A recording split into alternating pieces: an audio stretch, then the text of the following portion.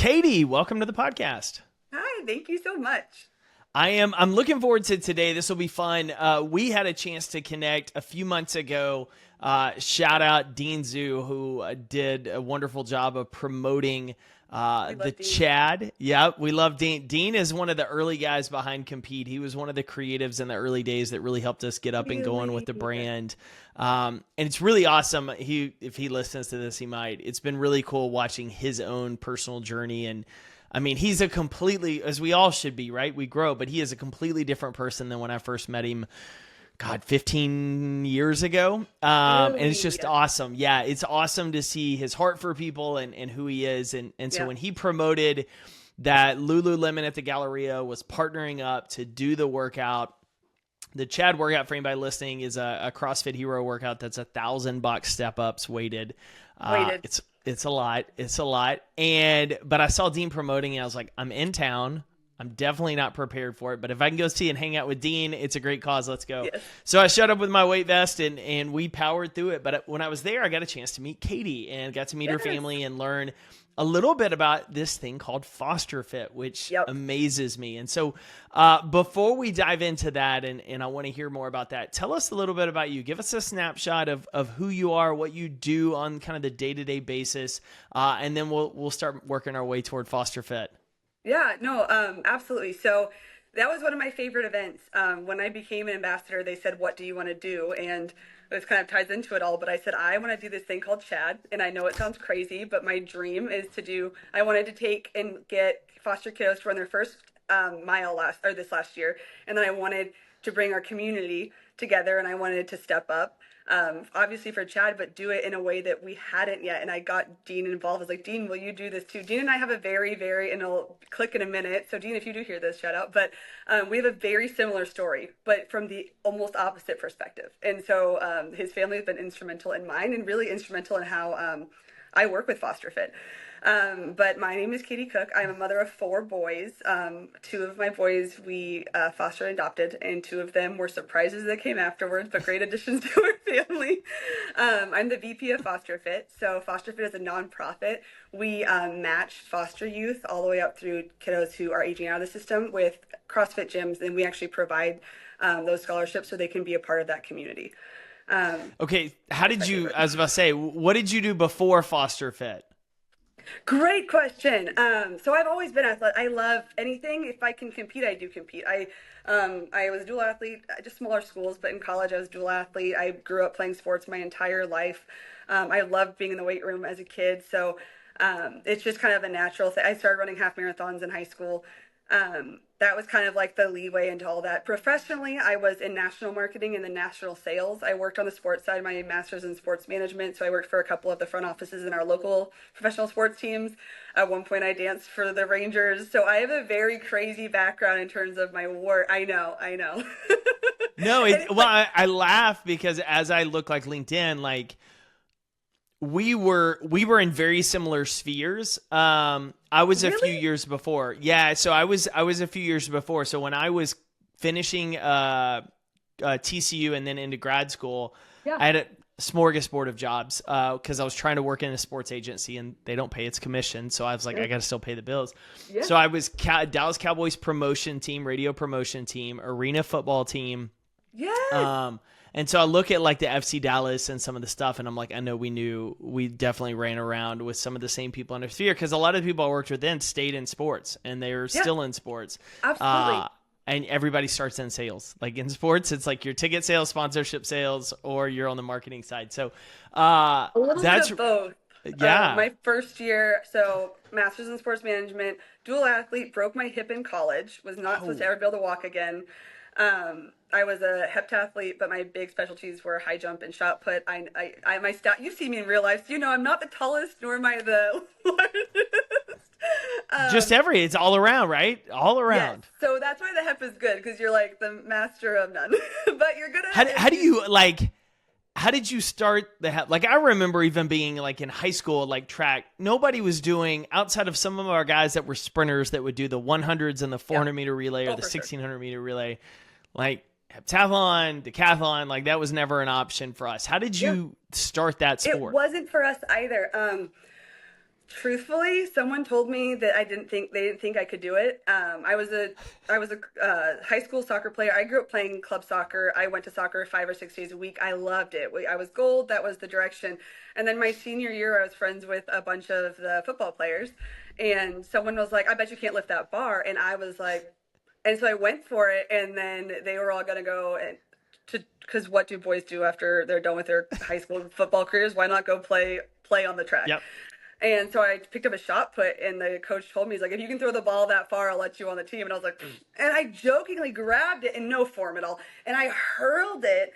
And in soccer, my secret weapon was I can throw a ball 50 yards in a throw in. Like I can clear the field, and it was like the secret power I had. So I did it, and they're like, ooh, be on the team. My senior year, I ran half marathons, but like a soccer player, they run 8 to 9 miles a game. And like I Yeah. said, I was highly competitive then. And then from soccer, being having to jump and get the ball because I stand very tall and proudly at about 5'5".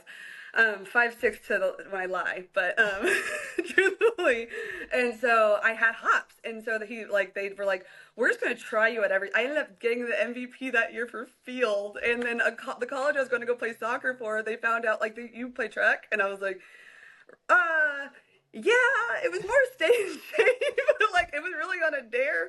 I went to CIS, like we had regionals, Mojave Mash. I'm from California. Went to that. Did not pan out, but again, I had been throwing a shot put for all of 5 seconds, and then I ended up getting more money in college for track and field. And then because I did those two things well, but because of endurance, because of soccer, they're like, we're gonna make you run too. And then at one point I moved to the Midwest and I had to learn indoor track and javelin and all these other Wow. things. And I broke my hip, and that changed my career trajectory for sure. And that changed. So I'm actually interested, and we'll jump back to now and soon, but I saw you have a master's in kines.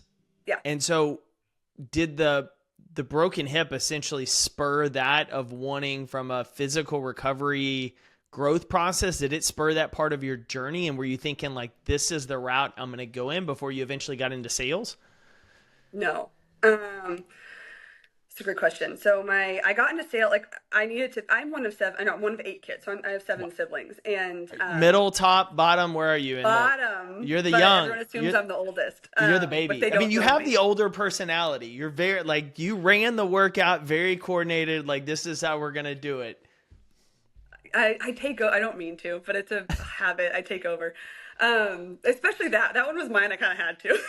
But so in college, I actually wanted to be a doctor. I wanted to my whole life. I'm very competitive, and I know what I want, and I do it. I was diagnosed with Crohn's and ulcerative colitis when I was my freshman year of college, and it took me out of school for almost 4 weeks. And it was going to be something that like was obviously life changing.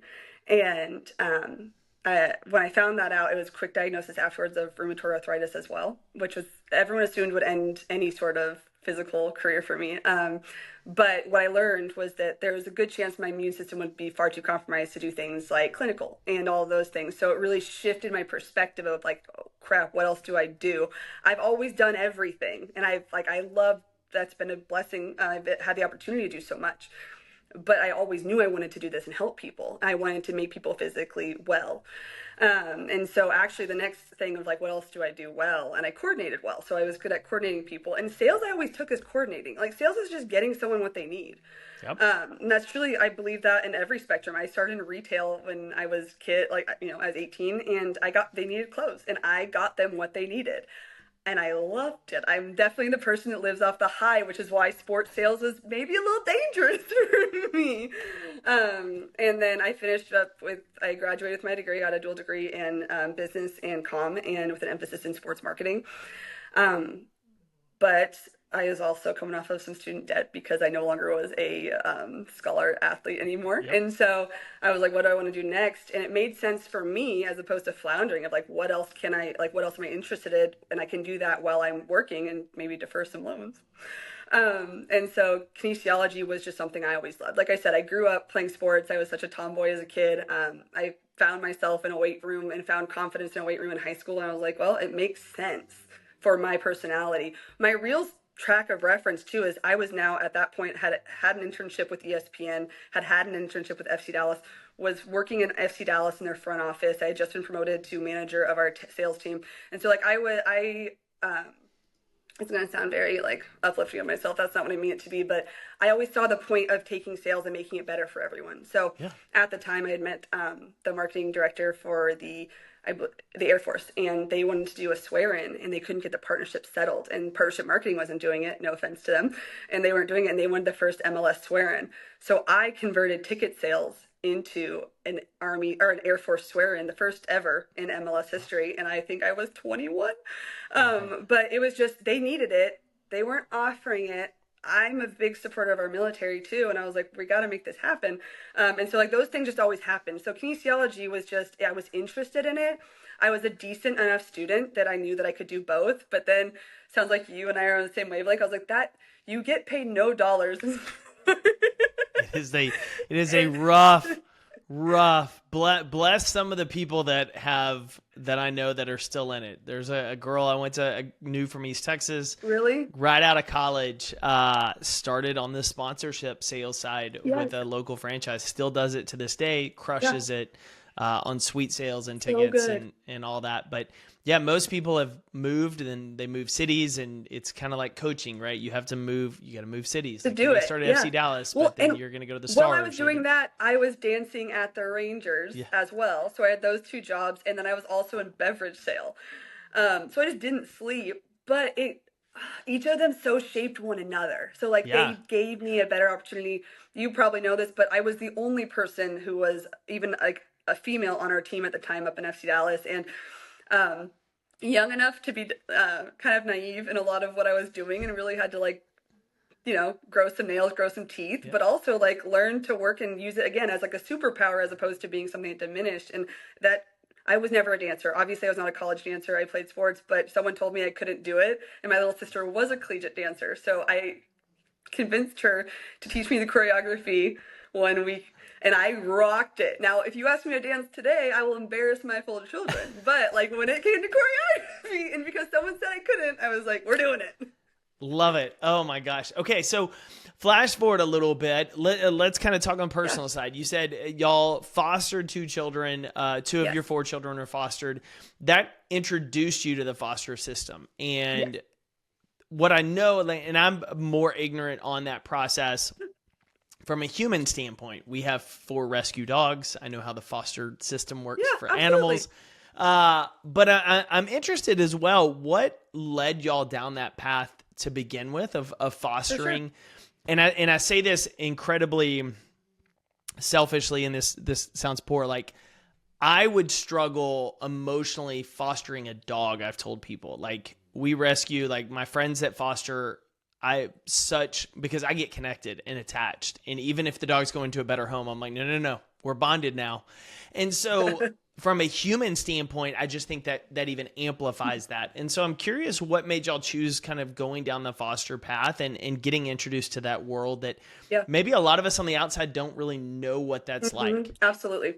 So I will tell you, I live in the great state of Texas now, and there are different options. So it was always something on my heart. I don't think, and people are like, everyone should foster. No, they shouldn't.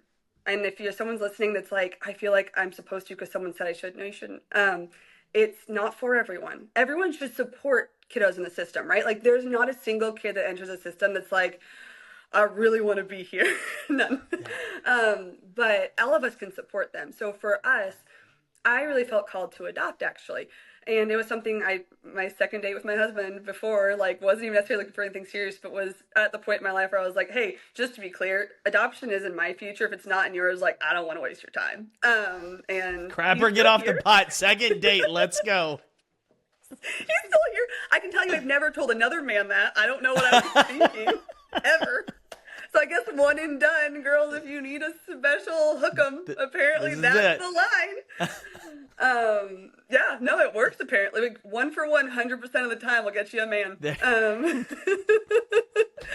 But I told him that, and so that was just part of, in the time, like at that time I was in national marketing for a beverage company, so I was flying somewhere every single week. It didn't really seem like I was at Lollapalooza, then I was heading over to ACL, and I was going to be over at what is it called? Electric Zoo. Like that was my lifestyle at the time.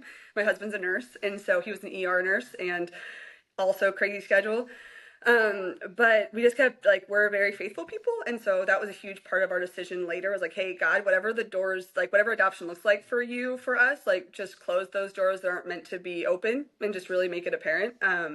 I also can definitely understand the feeling that you have of like foster is not something I ever had on my mind. It wasn't a plan of mine. What I learned was there's something kind of in the middle. So I hate the term foster to adopt, and pretty much anyone that's been in the system long enough. I'm 7.5 years in now, but it's such a commonly used one, and I totally get why. There's something called match adoption through the state, and so you get dual licensed as a foster parent and an adoptive parent at the same time. And then a kiddo who has had their parental rights terminated or is at low legal risk, which means they're like the termination appointment is like the only thing pending. They're wards of the state. And there are a lot of wonderful foster parents who don't feel the same way that someone like you and I would. They're like, hey, I'm the next step, but I'm not the final step. And I love those people. They're stronger than me. They have a different vein of life than I do. But I really felt like called for that. So my expectation, my husband and I did this. We went through 100 and I think at the first time it was only like 130 hours. Now it's like 180 because we've done it so many times since then. But we went through it. We were expecting to we wanted siblings. Like we felt like that was what our calling was with siblings. And I was expecting older kiddos, 8 and 9, 9 and 10 or older. I was fine with it. We were really young. So we were in our mid-20s, but that's just kind of what I was like, okay, we're open, like hands open. Were you terrified? And I just curious, like, were you terrified, like older kids, 8, 9, 10, like they're aware of a life before, whereas a younger one might not be. A younger child might have a little bit of concept, but not the same. And so did that scare you, or was that just kind of like, this is where we feel called to go. Let's go. I would say mostly that. Someone heard about our plan, like my like there's a family, but like, you know, extended family was like, she's a mom of 3 and she was like, you should not ask for a sibling, like really pushed us, like you shouldn't do that, you can't. I think she might have said the words, you can't do that, and you know me. I was about to say that's already the trigger for you. She just didn't want you coming out of the gate playing man defense. She was like, 2-on-1 you can play zone, 2-on-2 it's man, and then when you get 3, then you're just out of luck at that point. Absolutely. Yes. No, exactly. You know, there's never been a time in my life where someone hasn't been able to overcome something truly redeeming. And kids are so incredible and resilient. I'm someone that says, like, if it's not good, it isn't done. So I had the fortunate, like, part of my life being raised by older parents because I'm number 6. And so that was just like a theme of, like, I've never been broken enough that I couldn't be redeemed. And I've been pretty darn broken. And, you know, you tell someone who spent their entire life planning to play collegiate sport that they can never walk again. And then I ran a marathon a year later. Like, there's nothing that can't be redeemed. And I am not special, but I'm the recipient of that wisdom.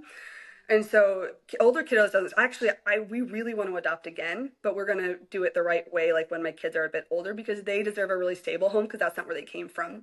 But I will say that when we got the call, which we expected to take 8 months, it took 9 days.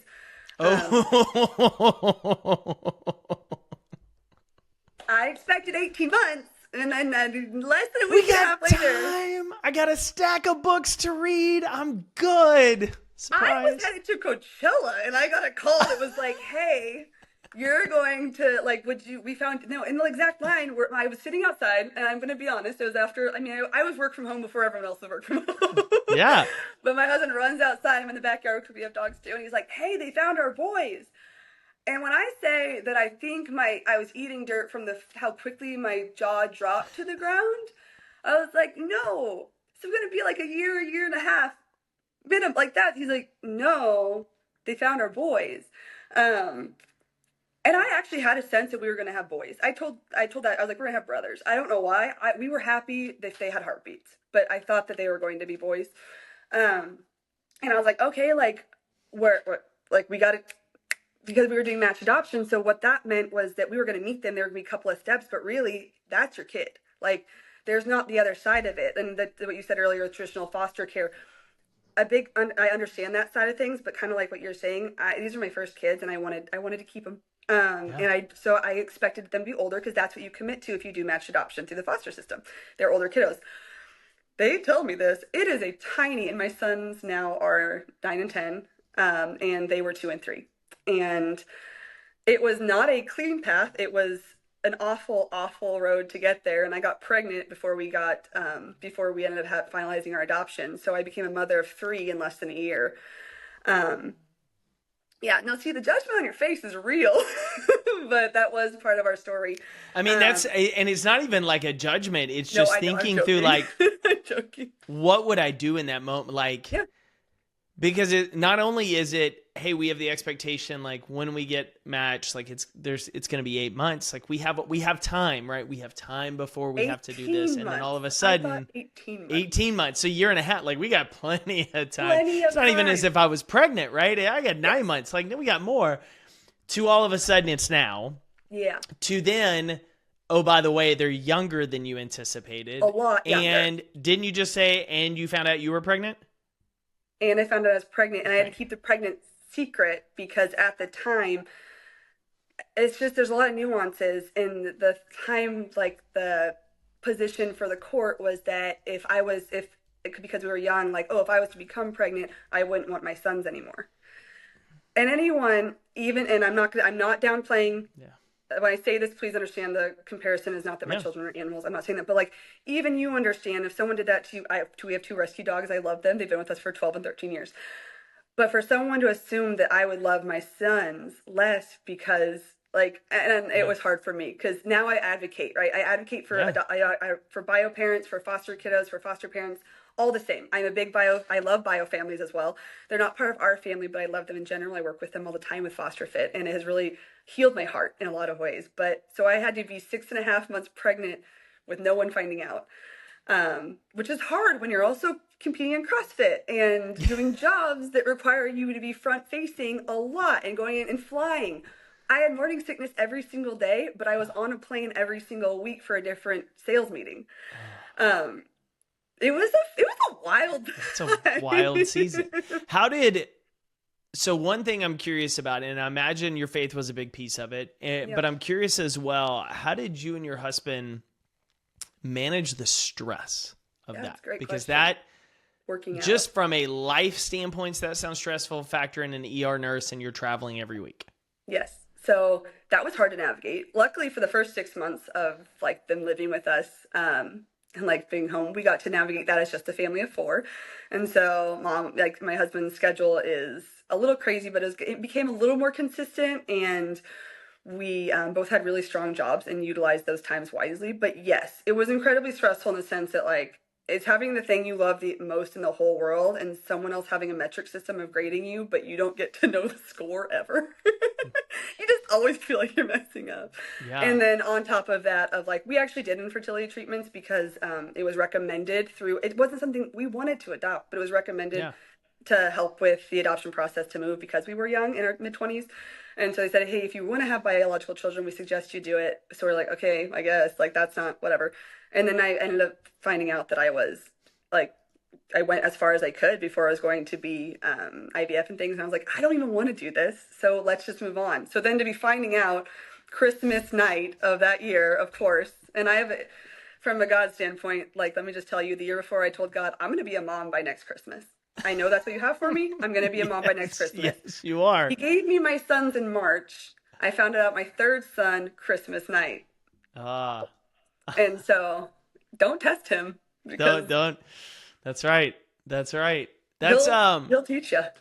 That's fascinating. And I say that from a couple of perspectives. Like, I have a step sibling and then one of my best friends who they went through that same process. They actually went IVFs and IUIs. They went multiple rounds. Mm-hmm. And then when they stopped, magically they had 2. And then my step siblings had twins. And then my wife and I, we went through that a few years ago without luck. And so it's been different. My nephew is adopted from her brother and his wife. And so we've kind of seen their dynamics of raising him. And he was adopted as a baby. And then we've gone through that infertility treatments as well. It's such a stressful time because, I mean, especially when you get to the IVFs and all of that, it's like all the shots and it's not cheap. And there's so much pressure that Yes. you put on yourselves that you want it to work because of the Yes. heavy investment in it. And so kind of going through that whole process, that's Yeah. kind of why I ask, because that alone is stressful, So factoring in now stressful. you're a parent, factoring Yeah. in you've got these full-time jobs, but y'all are all still together and Yes. life is still I going. have the best husband in the whole wide world, and I'll say, and like he deserves all the praise for that.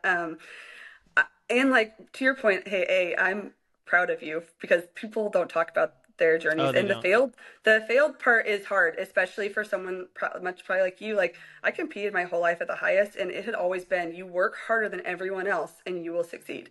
And that's always how it's been. I will be the first one to claim I'm not the smartest in the room. I might not even be like the fastest in the room, but I will always be the best option because I work harder than anyone. So to fail at something, which I understand is not a real failure, but that feeling, Yeah. it's something you can't communicate fully when you're used to just grinding. You So I can't, applaud. Thank you for well, I was going to say sharing. you can't, I mean, I knew when we started our relationship based on her past relationship and that there was a good chance we wouldn't have biological children if we were going to have parents. Like I knew that going in, Yeah.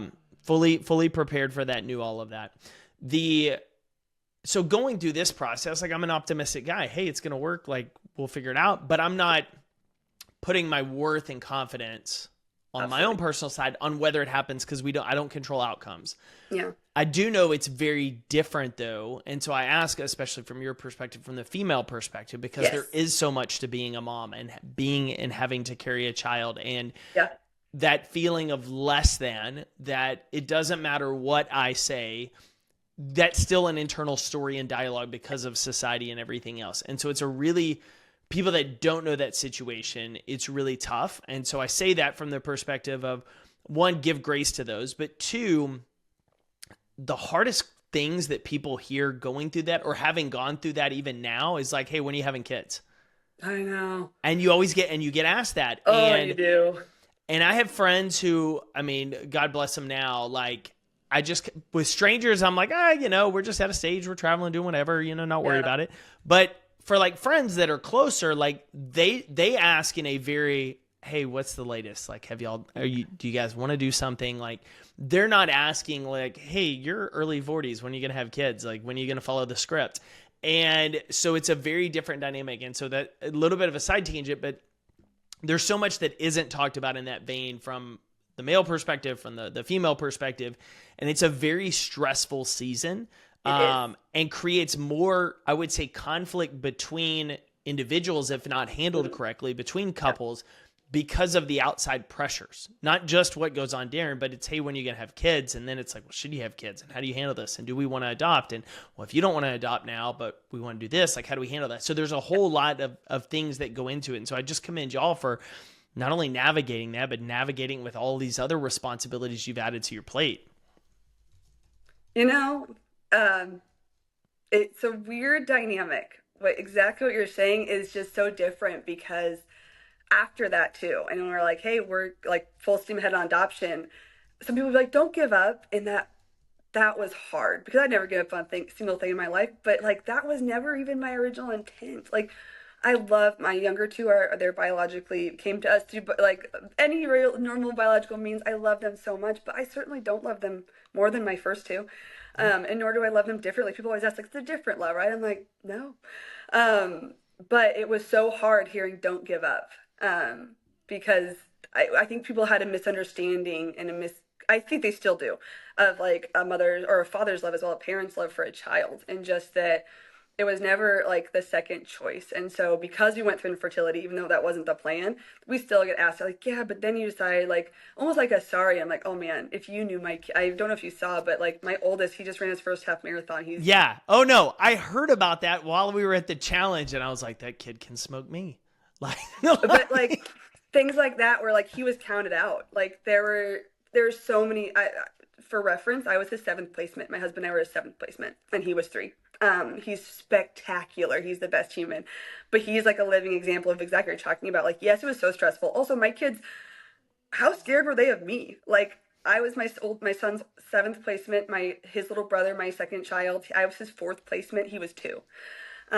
So there's a lot, and that's what foster fits. And I know we're going to bridge that in a second, but like that's Yeah. what foster fits all about. Was like I had kids that looked at me, and again, things are not coincidences. Their foster parents right before us were Kate and Steve, and my husband's name is Steven. I'm obviously Katie. How confused! And my son at one point is like, he called someone else Kate. I think he thought all white people were Kate and Steve. Well, not only that, but you've got, I mean, from a humorous standpoint, I laugh at the fact that you're pregnant and hormonal, which is probably even amplified everything that these poor kids are even like looking as like, why is she randomly crying today? Like, what did we do? Because they have no context of what else goes on that, yeah. So like that's a sitcom. I'm not talking about to anyone, so no one gets to know. And my son, I remember, looked at me because he saw my bare belly. I worked out still in the sports bar in the backyard. Certainly not in the gym because no one could know. But he was like, "Mommy, you eat lots of tacos?" And I was like, "Yep." Katie crushes a PR in the gym and just starts crying. And everybody's like, man, she was really happy about her Fran time today. Like, what is this? That was a high risk pregnancy.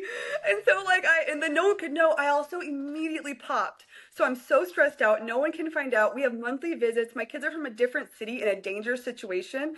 So no one's even allowed to know our names or their names in the system. We had all these crazy issues with the judge where like paperwork fell through for someone else. So now all of a sudden our case was being reopened 9 months in after our adoption paperwork was, no, not 9. Yeah, 9 months in after adoption paper was already in. I found out the day after I found out I was pregnant that someone was coming after the kids. And so talk about like high stress, freaking out.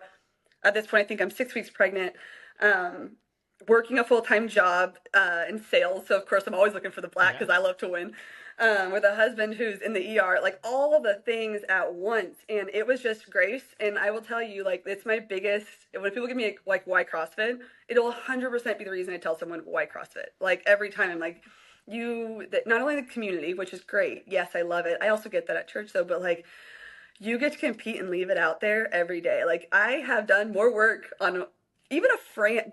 Don't get me started about Grace. Like I have done some work in 2 minutes on my mental health that that I have taken me a lot longer in a therapist's office. So it's just that was the best way. Like we pray every night. It's something we've always done. But I committed. Like I threw up every day, but I also always was working out. We were always with our kids. Like you just have to keep your mind straight. And just like you do with competition, like if I have a competition coming up, not just CrossFit, anytime in my life, it's like you need that consistency to be able to do well and to handle all the change, right? Like I love change. I'm the first person like, how can we make this better? What can we do to mix it up?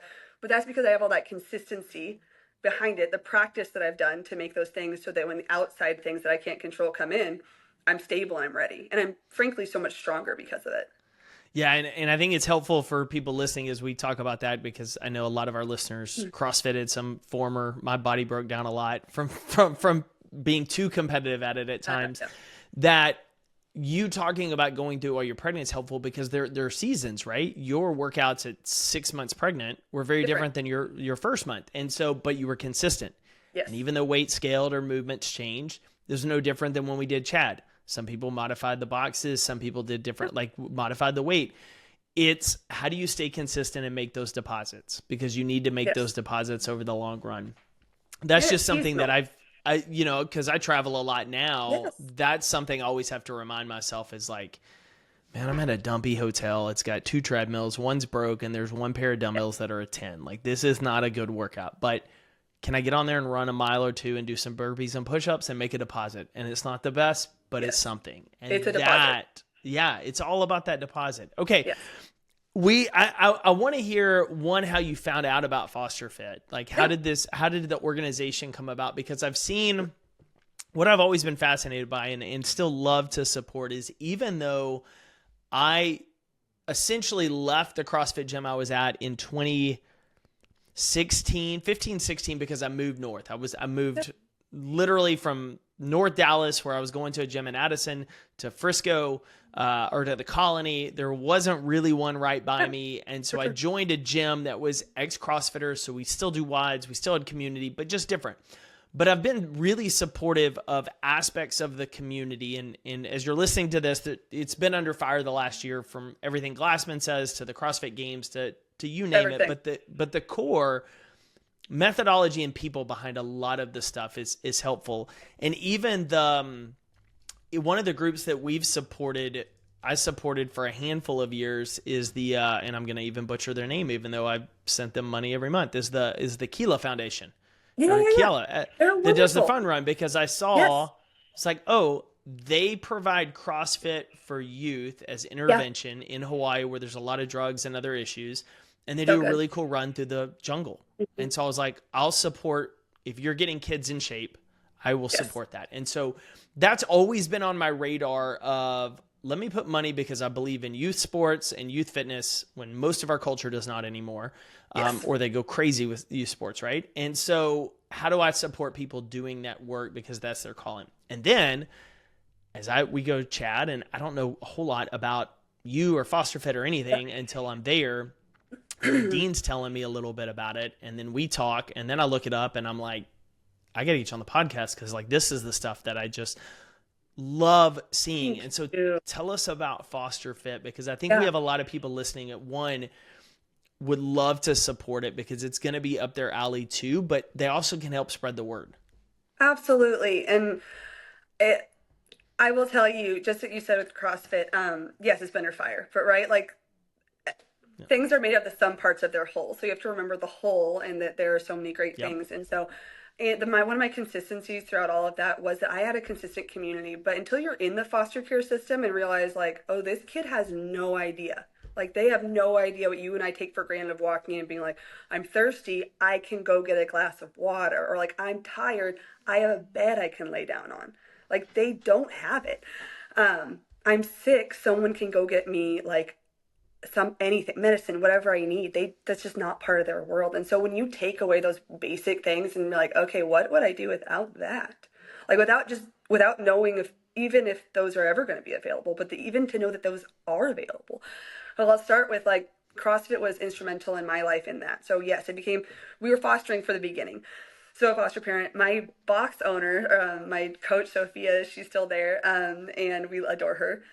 But she told me about foster. She's like, hey, there's a competition coming up. I favor weights. Like, I can move a lot, and especially, this is after I had Cruz, my third child. So I'm stronger than I had been, ironically, ever. And I was like, oh, I should totally do it. She's like, it's for foster kids. I'm like, yes, also because I do believe in foster youth. Not because I love that. Not that because I love this all weight intensive. So I'm going to call myself out. So I did the first competition, and my kids were right there. There's some old pictures, and this is 2021, so 3 or 4 years ago. And my kids are right there in the background. I have a little bitty guy. He was born in the end of 2019, so he's a year and a half. And then my oldest is 5'6".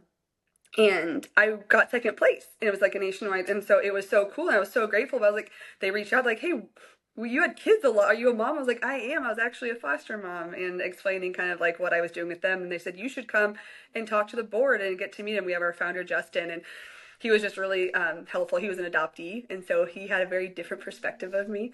And I was like, I don't know if it's time yet for me. I loved it. Like, so I shared my insight, and they shared that with people that were following them. And obviously it's donation based. So they just want to kind of know but then we found out like, oh, my family's the beta test for Foster Fit. Like, they didn't actually know. He's an adoptee. We have a person on our board, Janine, she aged out of foster care. We have a pastor's wife who's worked with foster youth. And then obviously I was like the quintessential foster mom. And just having that back insight, I loved what they were doing. I was telling everyone about Foster Fit because I thought it was really cool. They had another competition come up, and it was not my wheelhouse at all. It was like double Annie, which made me want to die. Yeah, so many double unders. I've gotten much better since then, but so many double unders. Tore my Achilles in 2017. You will never catch me doing that. That's too many double unders. Tore my heart out because let me tell you, it crushed me. But that makes me hurt. But that's when they asked me to come on long and kind of share my story. But I just felt, like you said, we talked about earlier, like I had a huge calling in that. At that point, I had just become a stay-at-home mom because I was traveling so much for work, and my husband was at the time a COVID nurse. one of us had to give, and I couldn't do my job with three screaming kids at home. And so I had to stop at the time, and I felt called to do it. So I started doing that, and then working with a local couple of foster youth that we just got connected to, and they're like, hey, we can't take them to a normal gym or like a kids activity. Like you said, people get really intense with youth sports really quickly. And for a foster youth that like they don't trust adults anyways. So it's in like a uniform sports system like that. They're half their biological age. They're like chronologically, they're half their biological age. So like they're not going to make those smart decisions all the time on the field yet. So I will always capitalize that with yet. And so I was like, I don't have my training cert, but I can help. And so I felt, but I had a kinesiology background. So I went ahead, decided to get certified through a program and become a trainer. So I felt better about it and felt better at helping. And then that's when I decided to join our board. And I had a friend reach out about it. And so what Foster Fit is, like I mentioned, we do that, but we do a lot more now too. So I help match all of our kiddos. So we have an athlete who just decided to pull back because he's always wanted to do jujitsu. He aged out of foster care. He was taken in by his caseworker and who became his big sister. He just never had any real self-confidence, and he's an astounding young man. But he joined CrossFit, and we helped match him. And then now, 2 years into it, he said, hey, I think I'm strong enough to do what I've always wanted to do since I was a kid. Before I was removed from my family, I want to try jujitsu. And so it's my favorite reason to like put someone's scholarship on pause. But excuse me, we in essence got to give him that, and he like texted me still, like he's like, Katie, I did this and this, and I love that. So what Foster Fit does, and what my family, like we showed people, was like, and I tell parents all the time, is like, this is a really safe opportunity for your child to gain so much confidence and so much, and to get so much of their control back. And my kids, but I found that in myself. The foster system damaged me too. You don't go into a broken system and don't come out with a few scars of your own. And as particularly when it came to my own kids being in such an unsafe situation. And the way that CrossFit came around and protected me and helped me grow back, I get to now do that with these kids, but I know what world they come from. Like there is not a story that you could tell me at this point, I really don't believe so, that could shock me in terms of like what abuse might have taken place, what trauma, and all these things. And I'll sometimes meet foster parents like, I don't know they can come back from that. And I have the particular like wonderful opportunity to tell them like, not only are they going to come back from it, but like those breaks, those things, like we're going to fill those with like love and so much gold, and they are going to be better for it. Not despite, but they're actually going to be the best versions of themselves. And yes, don't get me wrong. There's going to be someone out there. I always get someone who's like, you don't understand. I got it. Like, what? That just means it's not done yet, right? Like, yeah. It doesn't have to be you're all on your own timeline. It's not there. You haven't gotten to that moment yet. And I can say that because I also, like, I've had people with real hurt come at me and call me up like, why can't I, like, this is this. I have a 39-year-old guy that was like, I've been through everything and these things happen to me and these things happen to me. And so I was like, why don't you and I train together? Like, what if I help you?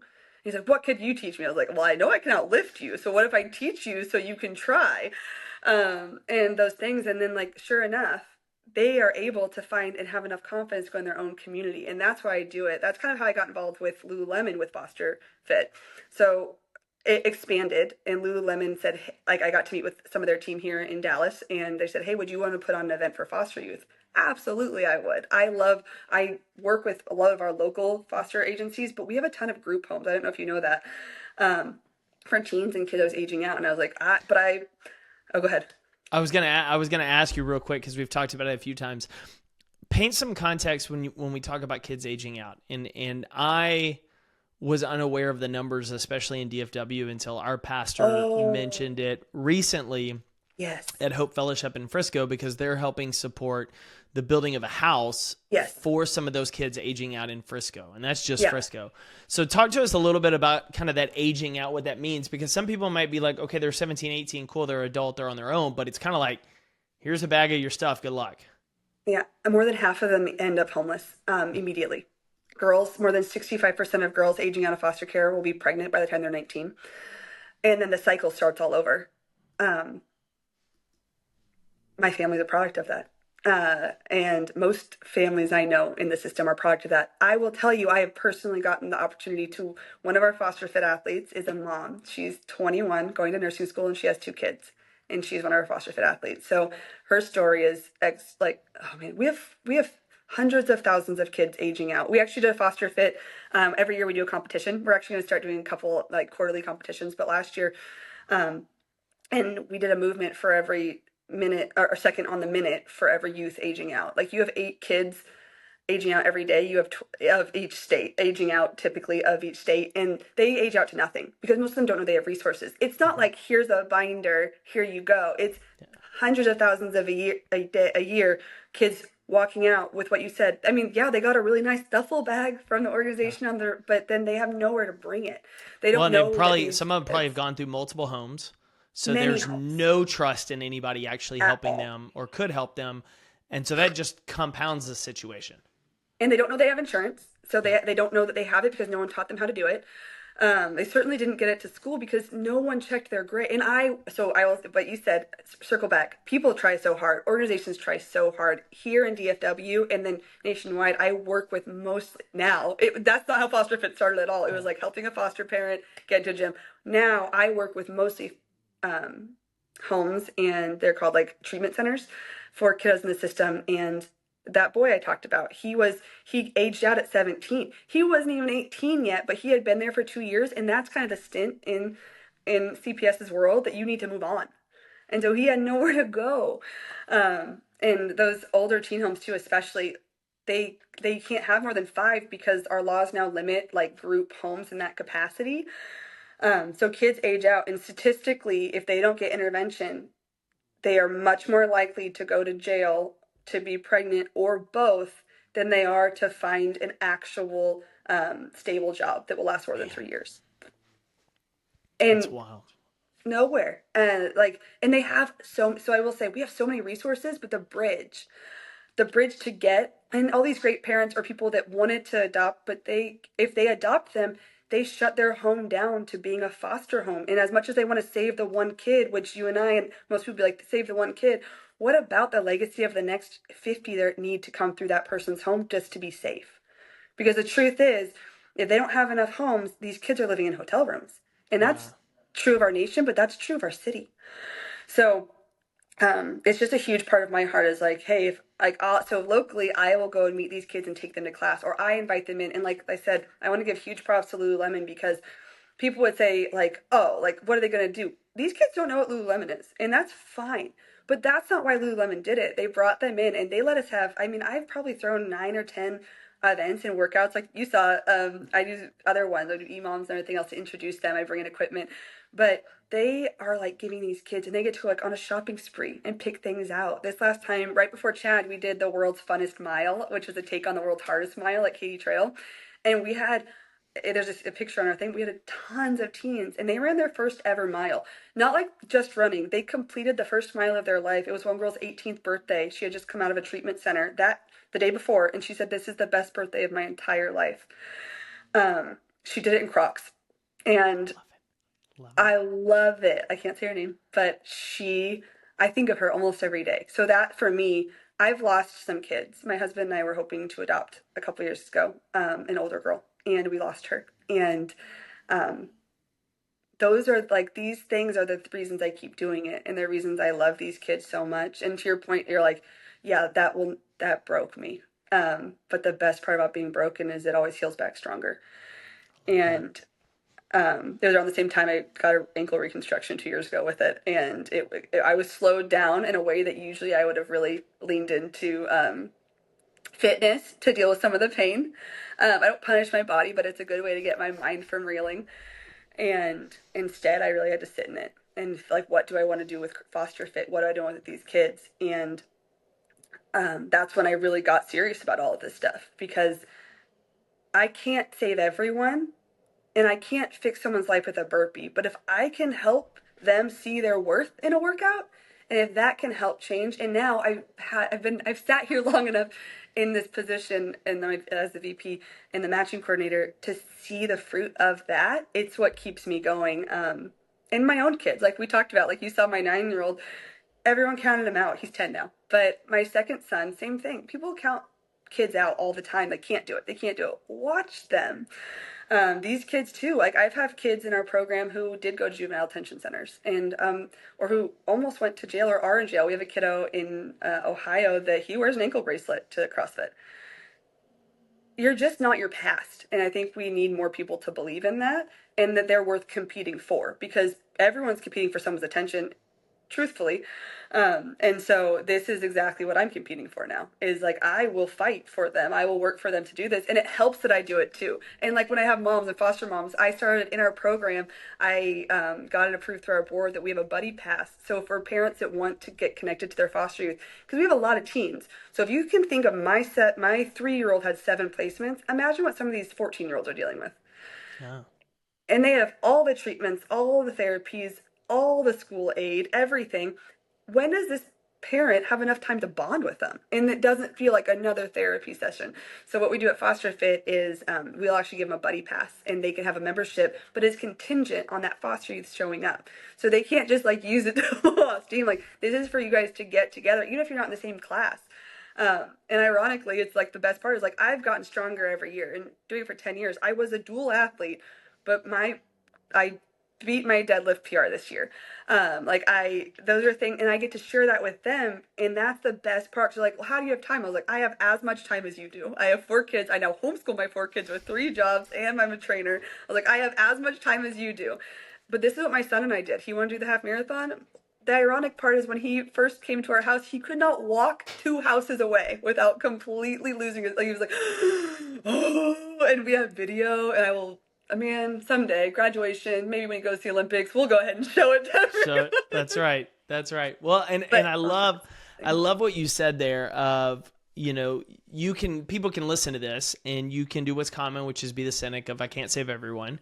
Why bother? Or you can say, but who can I help? And where's there an opportunity? And I love that, because that's the perspective. It's rare, but it's the most impactful one. Where can people, or what are ways people can get involved? Because I know on your website, you've got the projects, obviously the vision to get 30,000 teens that age out of foster care, the tools, but you've got not only CrossFit scholarships, the gym application, you do the Goggins challenge because you're crazy of the 4x4x48. Like, where can people get involved to support y'all? Great question. If they want to put on an event, which we do have people reach out. If you see our social media, people reach out like, hey, I want to do a challenge, like we're CrossFitter, like, or just like active people, like, I want to compete. I did High Rocks last year for it. Like, I raised money through High Rocks. You and your husband did. Y'all did a combo partner one. Yeah. No one told me I was going to carry the boy weight, but I digress. Oh yeah. I wasn't worried though when I met y'all and he was talking to me. He seemed more worried about it than you are. I was like, you'll be fine. Like, she's gonna crush the weight. Like, I could already see it when you did Chad. I was like, I'm not worried about it. I was like, it's just a lot of running. Oh, my son, yes. I think that was the last year I carried him for Chad because he was above the weight limit, and I did not train well enough for that. Yeah, him on the backpack was an impressive feat. The bold move. So we have 2 options. For giving. If people want to give, we have a one-time gift, and for those we typically use for kiddos to try like a class, or if they're changing gyms, want to try a different class. Sometimes gyms have drop-in rates and things, and we do those one-time gifts for that. We also have a monthly gift scholarship where you can actually provide a membership for a kiddo. We work very hard, and this is where my sales background comes in, to get gyms to help us meet for a rate that is fair, but they'll get that child, or we can keep them in the program for at least a year. We've never had to take a child out yet. And so there's 2 options of giving, reoccurring every month and or one-time gift of your choice, and that's a big one. But if someone wants to, like I said, either put on something, do something to raise money, they reach out to us through info@fosterfit.org or through our social media, Instagram specifically, it's foster_fit. Those are the best 2 options. And if you ever want to get involved with, I'm big on matching people to local agencies and helping them just get to know how they can help, because not everyone wants obviously to be a foster parent or even adoptive parent, but maybe they just want to donate their time and be a positive example. In sales, they tell us between 7 and 13 positive interactions. And so I tell people the same thing is true, but remember that child's having a negative interaction every single day. So that one drip makes a huge splash in that otherwise empty vessel. So that's a big part. And truthfully, if someone wants to learn more about fostering and adopting, if they reach out to us that way too, like, we're always happy to help them navigate to someone better, not through us, but we're big fans of making sure I mean, I've had a privilege of helping parents work on their 504s to get CrossFit added into their IEP plans. I've had the privilege of doing all those wonderful things, helping write reference letters for college and those things. So we're happy to do any of that. But if someone wants to be involved in any capacity, there's lots of room to grow. We're 4 years into our organization, so the way they can is really up to them. But truthfully, like everyone else, the funds really help us get these kids. We have 18 kids on our wait list today. That means they've completed everything they've had to do. We have proof of paperwork, everything. They're just waiting for the opportunity. And we will not put a child in the gym unless we know we can pay for a full year minimum. So every time we're able to do that, it's the best day for me and for our whole organization. I love it. I love it, Katie. So everybody listen, we've got links in the show notes to the website so you can get involved. You can donate. You can support. We've got Foster Fit's Instagram account, which is Foster__fit. And then just for fun, because you've probably enjoyed this conversation with Katie, she's got an Instagram account that I think you're going to enjoy called Motherhood and the F Word. The username is Motherhood and the F Word. But it's all about fitness, faith, family, and fun. So there's workouts, so the kids are on there.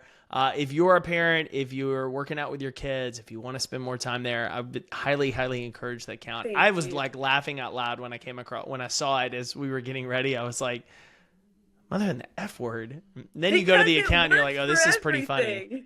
I will say too, if you want to do an event locally, this is annoying, but I have another Instagram that you probably Let's do it.